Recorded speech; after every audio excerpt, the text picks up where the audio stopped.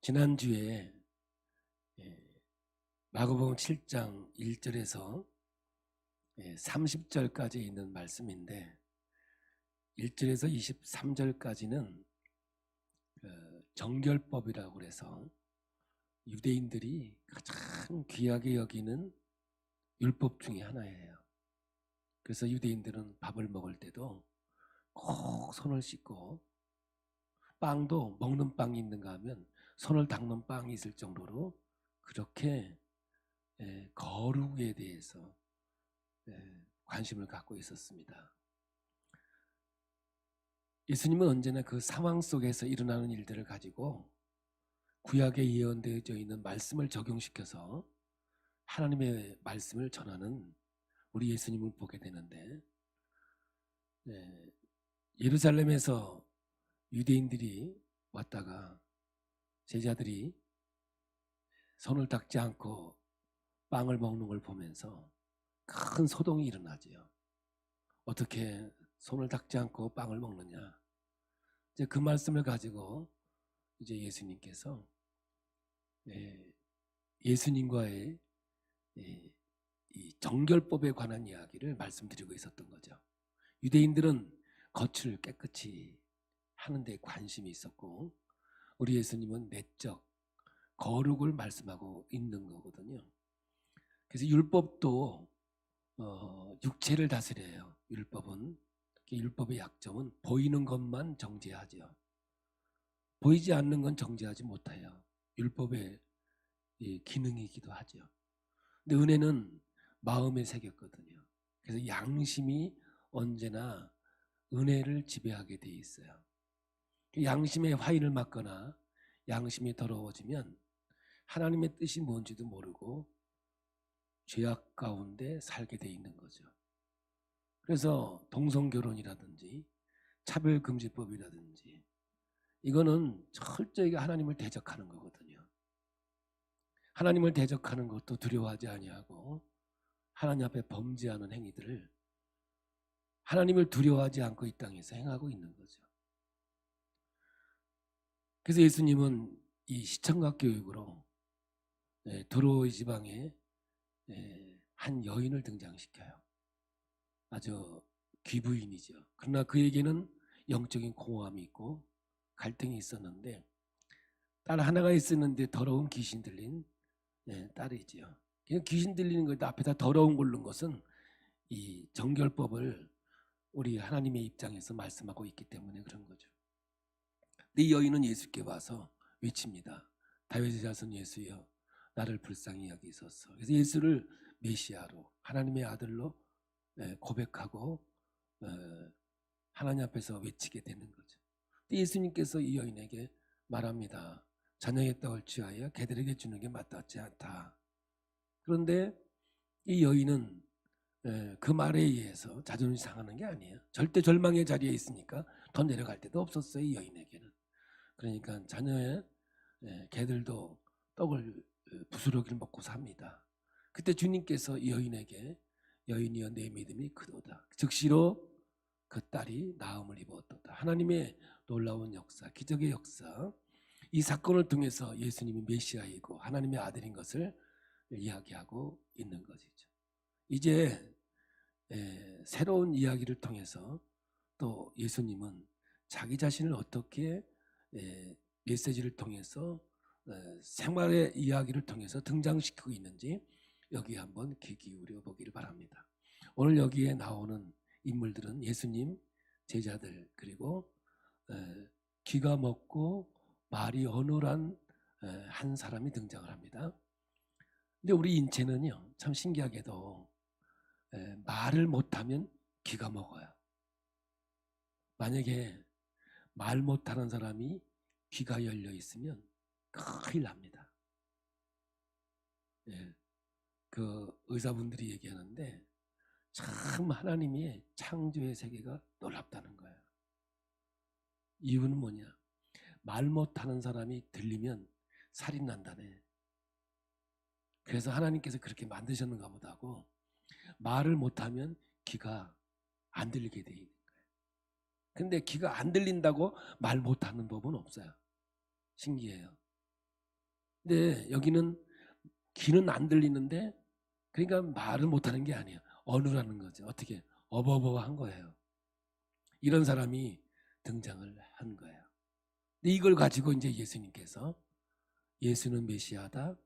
하나님이 이 땅에 어떤 것을 가지고 다스린다. 이제 이야기를 오늘 이야기하는 거죠. 이게 단순하게 병든 사람을 고치는 걸로 끝나는 게 아니라 이 사건을 통해서 하나님이 누구이신가 라는 이야기를 하고 있는 거예요.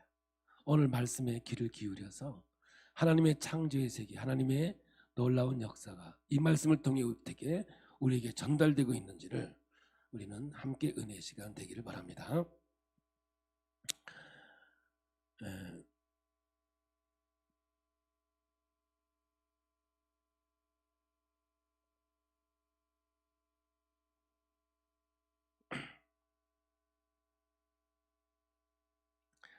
이 세상은 우리가 생각해 볼 때 이사야 선지자를 통해서 이 세상의 기초가 뭘까 이렇게 표현할 때 슬픔과 고통으로 표현을 해요.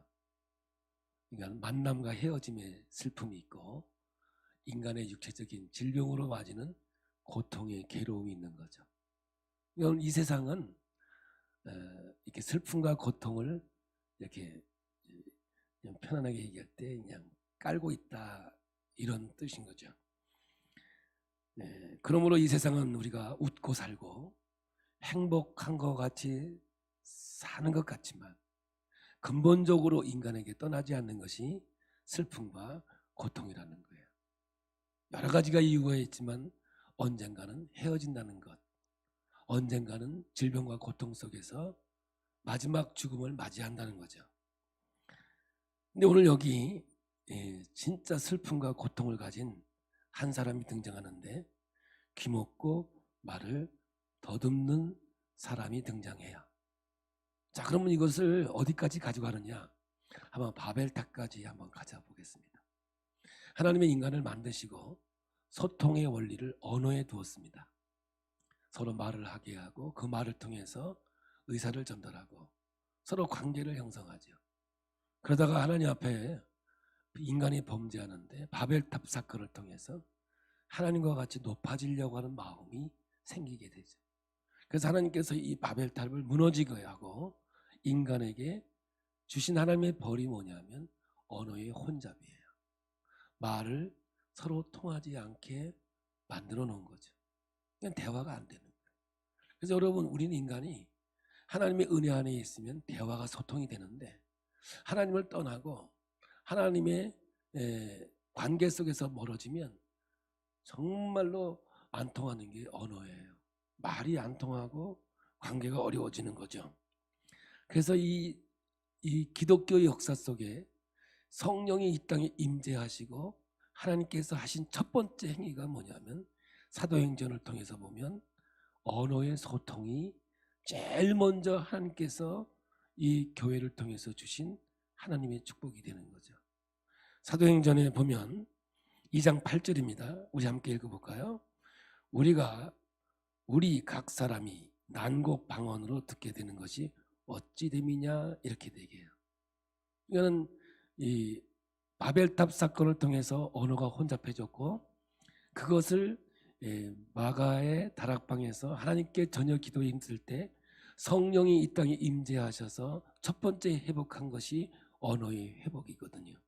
그 말씀을 오늘 첫 번째 말씀에 기록하고 있습니다. 마가복음 7장 35절의 본문입니다. 우리 함께 봅니다. 그의 귀가 열리고 혀가 맺힌 것이 곧 풀려 말이 분명하여졌더라. 이렇게 성경은 우리에게 말씀하고 있는 장면이죠.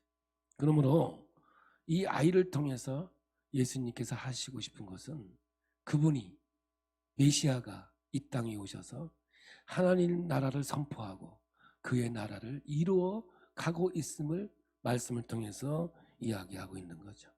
그래서 여기에 있는 말씀을 단순하게 귀를 듣게 하고 말을 하게 하는 사건으로 치유의 사건으로만 보면 진짜 하나님이 하고 싶은 그 생명의 말씀, 깊은 진리의 말씀을 깨닫지 못하게 되는 것이죠.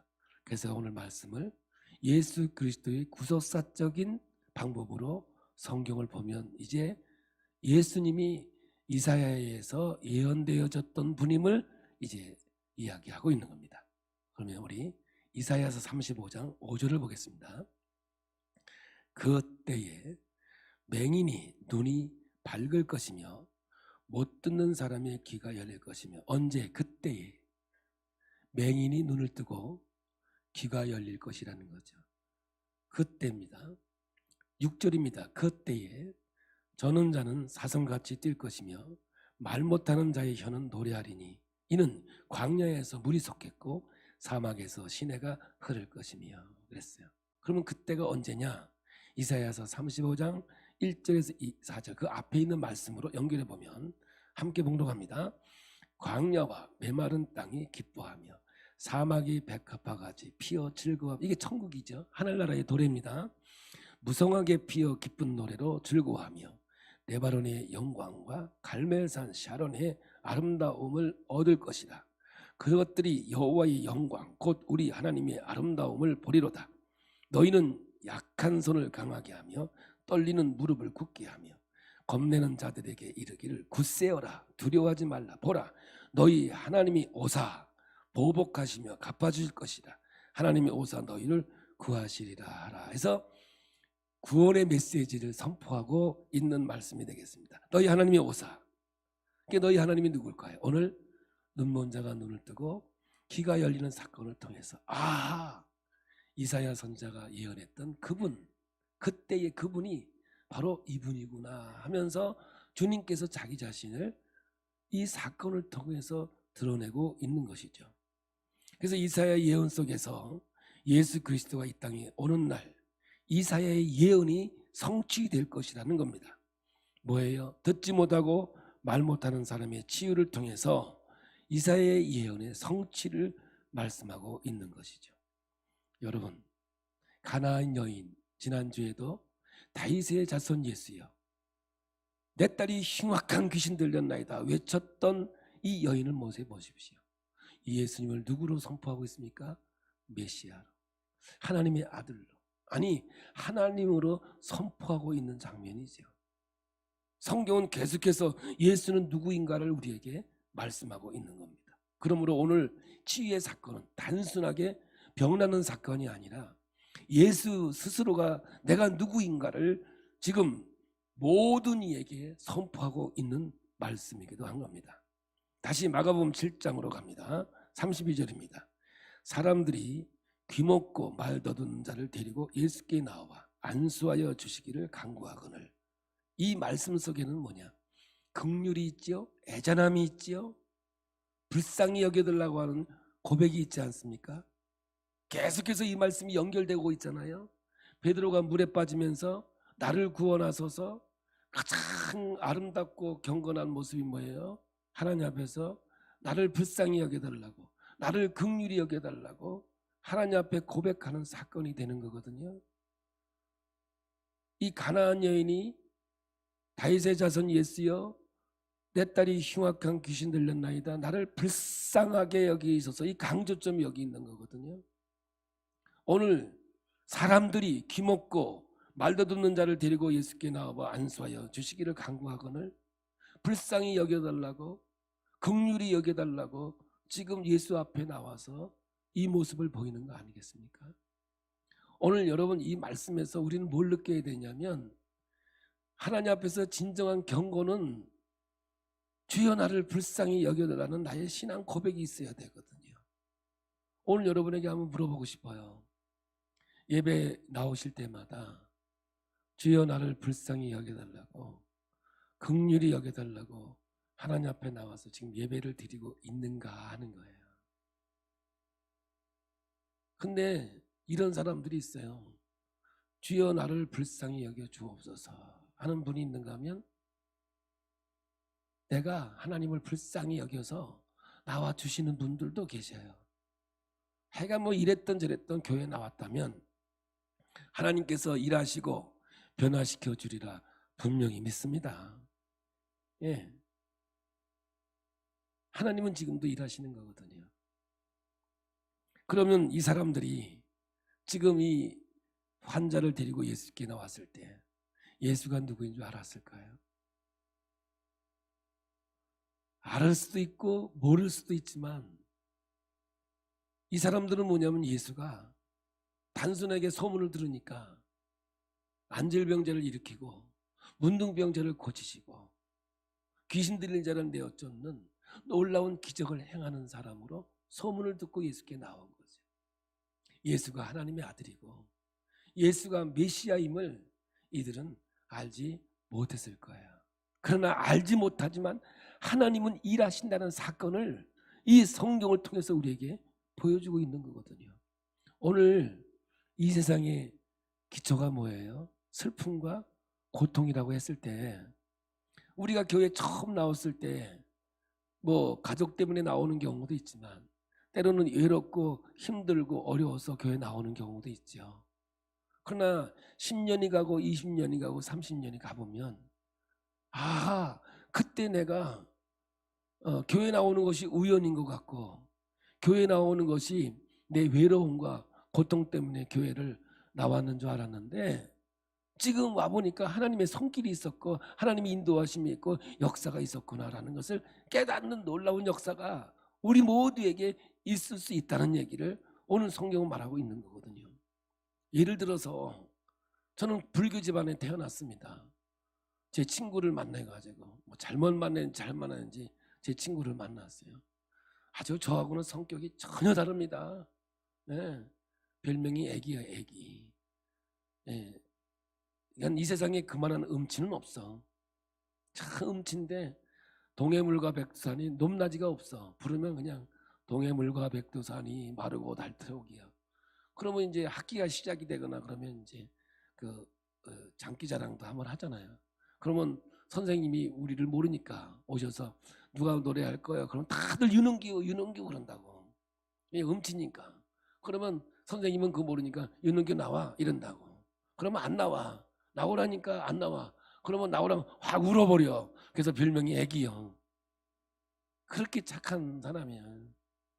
근데 그렇게 했는데 난 사람이 음치가 뭔가 그랬더니 자기는 높였는데 내려가고 내렸는데 올라가는 게 음치더만. 근데 그 친구가 저를 교회로 인도했다고요. 네. 가서 그 해의 겨울에 부흥회를 참여했습니다. 저희 시골에는 농번기 때 부흥회를 하니까 월요일부터 토요일 새벽까지 했다고요. 그때는 초등학생이든 중학생이든 고등학생이든 방학 때는 다 부흥회에 참여했어요. 요즘같이 이렇게 뺀질하는 데는 없어 진짜. 옛날에는 부흥회 하면 뭐 예외 없이 그냥 어떤 사람은 직장도 휴가를 내고 부흥회에 참여를 했어요. 그런 때가 있었다고.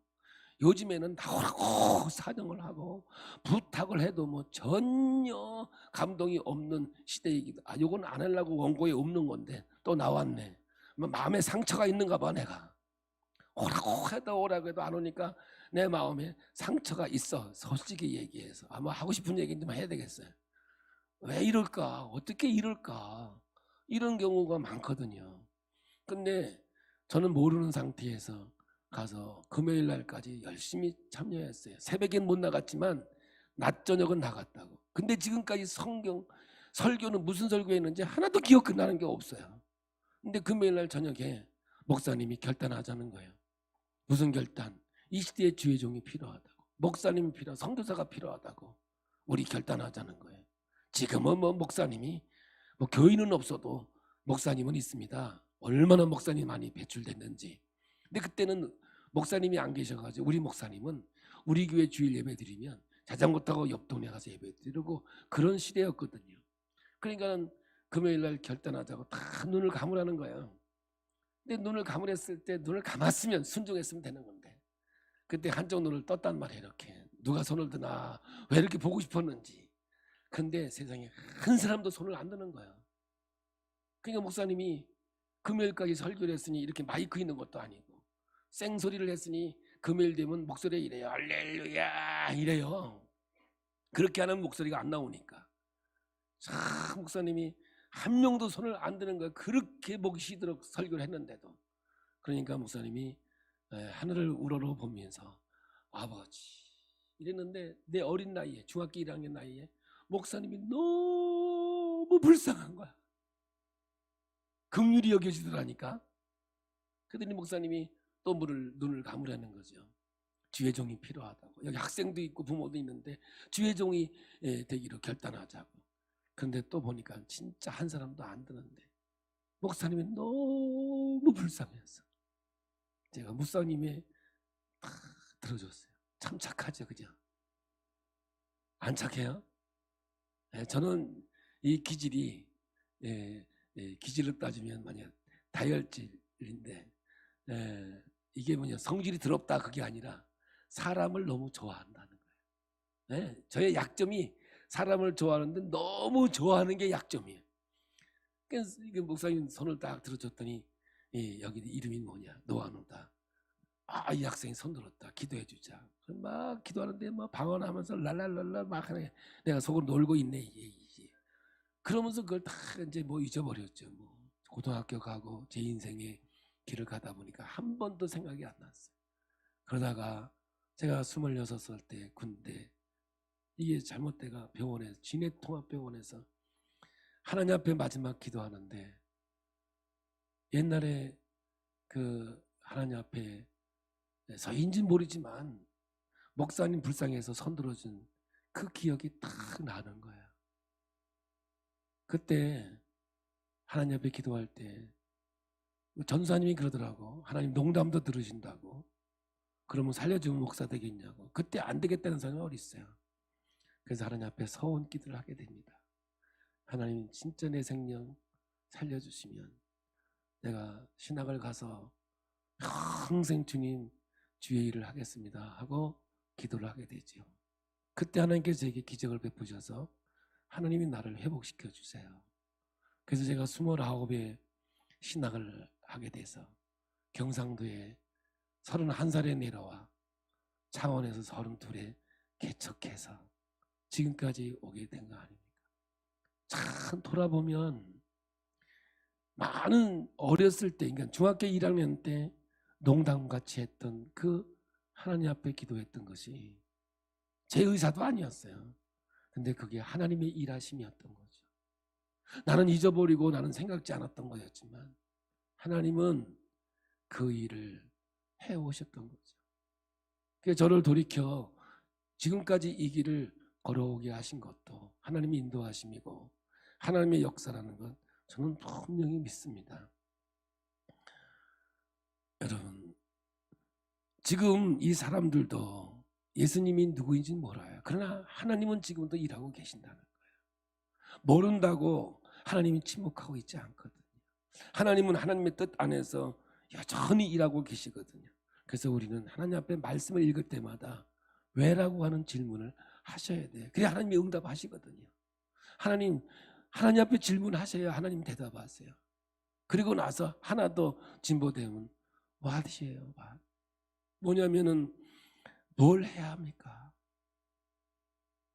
왜 하나님은 나를 부르셨고 내가 무엇을 해야 합니까? 여기까지 가야 돼요. 하나님이 나를 부르셨으면 날 뭐 하려고 부르셨습니까? 그냥 단순하게 그냥 교회만 왔다 가라 하라고 부르셨을까? 저는 아니에요. 내가 하나님을 알고 보면 하나님 우리를 사명을 주셔서 이 일을 감당케 하시려고 우리를 부르신 하나님의 뜻이 분명히 있는 거거든요. 그러므로 오늘 여러분 보십시오. 이스라엘 백성들이 출애굽을 해가지고 홍해 앞에 섰을 때 뒤에서 애국 군대가 쳐들어옵니다. 이제 위기에 처해져 있어요. 조금 있으면 이 백성들이 다 죽어야 되는 상황인데 그래서 밤새도록 이 이스라엘 백성들은 모세를 원망하고 죽을 데가 없어서 이 홍해에다 우리를 장사 지내려고 데려왔느냐 원망하고 불평합니다. 그런데 여러분 그 홍해 바다 가운데에 그 길이 있을 줄 누가 알았겠습니까? 하나님께서는 일하시고 역사하셨다는 사실을 우리에게 말씀하고 있지 않습니까? 그러므로 오늘 여러분 우리의 인생은 다 나야 나 중심에서 모든 것이 시작이 돼요. 그런데 하나님이 누구인가를 알면 하나님 중심으로 옮겨가게 돼 있는 것이 신앙의 삶이 되는 거거든요. 그 좋은 예가 시편 77편, 이 기자가 이 성경을 기록하고 있는데 한번 이 말씀을 읽으면서 강조점이 어디에 있는가 한번 보도록 해보겠습니다. 자, 봐요. 77장 1절부터 봅니다. 내가 내 음성으로 하나님께 부르짖으니 다 나예요. 이제 시작은 내 손을 들고 거두지 아니하였나니 내 영혼이 위로받기를 거절하였도다. 내가 하나님을 기억하고 불안하며 근심하니 내 심령이 상하도다. 4절 주께서 내가 눈을 붙이지 못하게 하시니 내가 괴로워 말할 수 없나이다. 5절 내가 옛날 곧 지나간 세월을 생각하였사오니 밤에 부른 노래를 내가 기억하여 내 심령으로 내가 내 마음으로 간구하기. 이 시인이 어디에 걸려있냐면 다 나에 걸려있어요. 온 정신이 나야. 그러니까 나에. 그 유행가 가사 같아요. 나. 그런데 반전이 일어나요. 내가 내 마음으로 간구하기를 이렇게 이제 다 나에서 7절입니다. 함께 읽어봐요. 주께서 영원히 버리실까? 다시는 은혜를 베풀지 아니할까? 그의 인자하심은 영원히 끝났는가? 그의 약속하심도 영구히 폐하였는가? 하나님이 그가 베푸실 은혜를 잊으셨는가? 노하심으로 그가 베푸실 긍휼을 그치셨는가 하였나이다. 이걸 어떻게 해석할 수 있느냐면 원문은 하나님 예전 같지 않아. 하나님이 변했나 봐. 하나님이 이럴 수가 있습니까? 다 나 중심에서는 가는 길이 이 길밖에 없어요. 나 중심에서는. 그러면서 이제 새로운 일들이 이제 벌어지기 시작하죠. 9절입니다. 이제 하나님으로 옮겨가기 시작하죠. 하나님이 그가 베푸실 은혜를 잊으셨는가? 노하심으로 그가 베푸실 긍휼을 그치셨는가 하였나이다. 또 내가 말하기를 이는 나의 잘못이라 지존자의 오른손에 해. 그러니까 이제부터 회개가 나오기 시작하죠. 그럴 수가 있습니까? 저럴 수가 있습니까? 하다가 하나님이 누구인가를 알고부터 회개가 시작이 되죠. 11절입니다. 곧 여호와의 일들을 기억하며 주께서 옛적에 행하신 기이한 일을 기억하리이다. 또 주의 모든 일을 작은 소리로 읊조리며 주의 행사를 낮은 소리로 나는 없어져 버렸어요. 이제 나는 기록조차 하지 않습니다. 13절 하나님이여 주의 도는 극히 거룩하오니 하나님과 같이 위대하신 신이 누구이까? 다 읽을 수는 없지만 성경이 이렇게 돼요. 나의 단어가 하나님으로 바뀌어버리죠. 그 키가 어디 있었느냐? 여러분 10절에 나의 잘못을, 인간의 연약함을, 있다가 없어질 존재임을 깨닫는 순간 지존자 하나님의 전능하심을 알게 되고 하나님의 그 놀라운 손길에 기억하시고 있는 하나님의 나라를 생각하게 되는 거죠. 이스라엘 백성들이 홍해를 건널 때 그 기록된 말씀들, 그 가르친 말씀들을 여러분 하나님의 말씀이 그들의 중심에 들어오면서부터 시선이 자기를 바라봤던 자기의 시선이 이제는 하나님을 바라보고 하나님의 시선으로 옮겨지는 놀라운 역사로 이루어지게 된 거죠. 여러분 우리는 이 마가복음에 등장하는 것처럼 예수님이 누구인지 몰라요. 그냥 절실함만 있어요. 왜? 이 세상은 고통과 절망밖에 없으니까요. 그런데도 눈물겨운 것은 하나님이 그 상황 속에서도 하나님의 일을 이루어가고 있었다는 거예요. 하나님의 일을 행하고 있다는 거죠. 오늘 하나님이 우리를 부르셨고 하나님은 우리 인생 속에 개입하셔서 우리를 인도한다는 거예요. 결국 어디까지 가야 되느냐? 나 중심에서 나 중심에서 하나님 중심, 이웃 중심으로 흘러가지 않는다면 그 영적인 세계는 막혀 있는 것이고 영적인 눈은 열려 있지를 않게 되는 거예요. 그러므로 오늘 여러분 이 성경에도 예수님이 누구인가를 알아낼 수 있는 것은 영적인 눈이 열려야 될 뿐만 아니라 나 중심에서는 하나님을 알 턱도 없고 알 수도 없어요. 그래서 내가 누구인가를 철저히 깨닫고 절대 절망의 가난한 여인처럼 자녀의 떡을 취하여 개들에게 주는 게 마땅치 아니다. 이 소리를 들어도 옳습니다. 개도 주인의 밥상에서 떨어지는 부스를 먹고 삽니다. 하나님 중심으로 옮겨졌을 때 하나님이 누구인가를 알 수 있는 것, 그 전능하심 속에서 온전한 삶이 될 수 있다는 것을 오늘 성경은 우리에게 보여주고 있는 거예요. 계속해서 마가복음 7장 33절을 봅니다. 33절입니다. 예수께서 그 사람을 따로 데리고 무리를 떠나서 손가락을 그의 양귀에 넣고 침을 뱉어 그의 혀에 손을 대시며 아주 더러운 방법으로 고치고 있습니다. 여러분 그냥 고치면 얼마나 좋겠습니까? 멋들어지게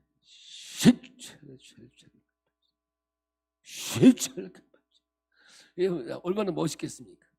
귀를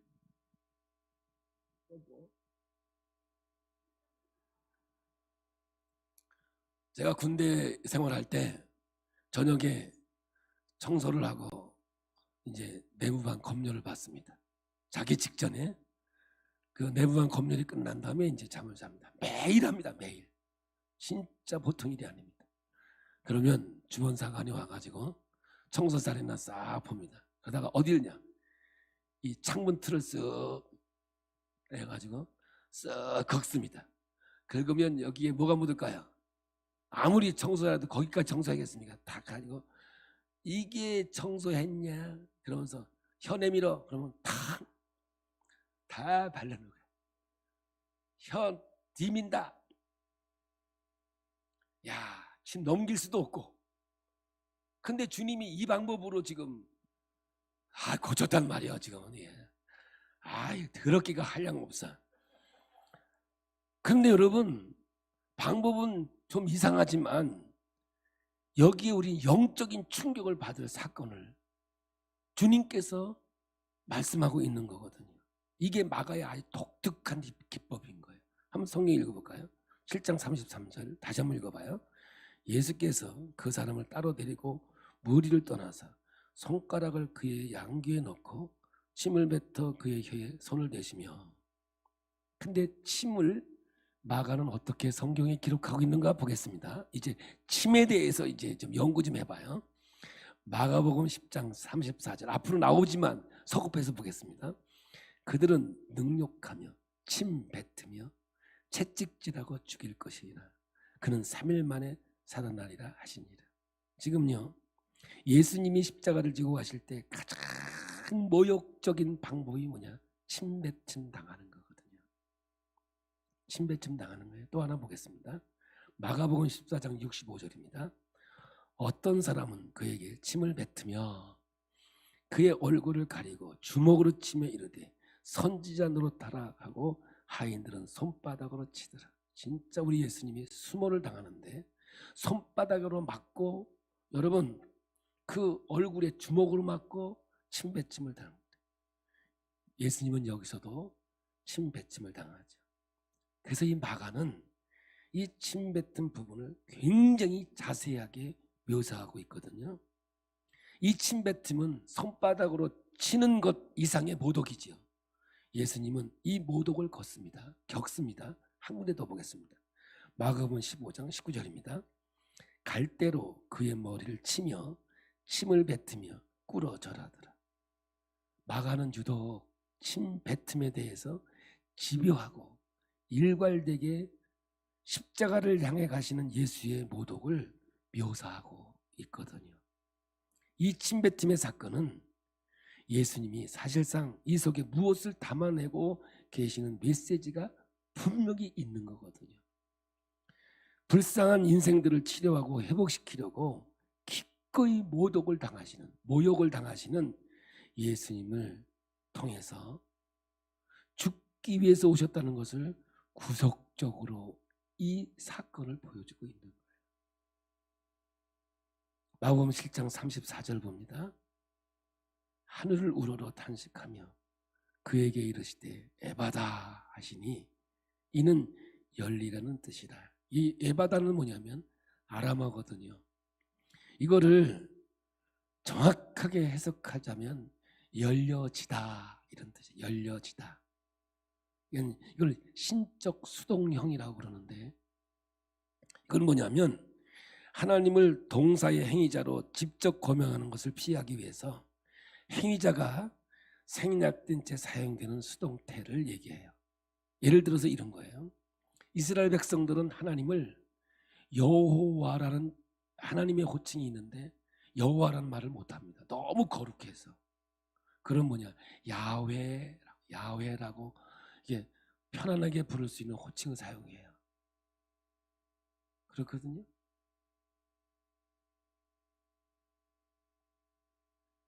창세기 28장 12절에 보면 야곱이 고향을 떠나 도망을 가죠.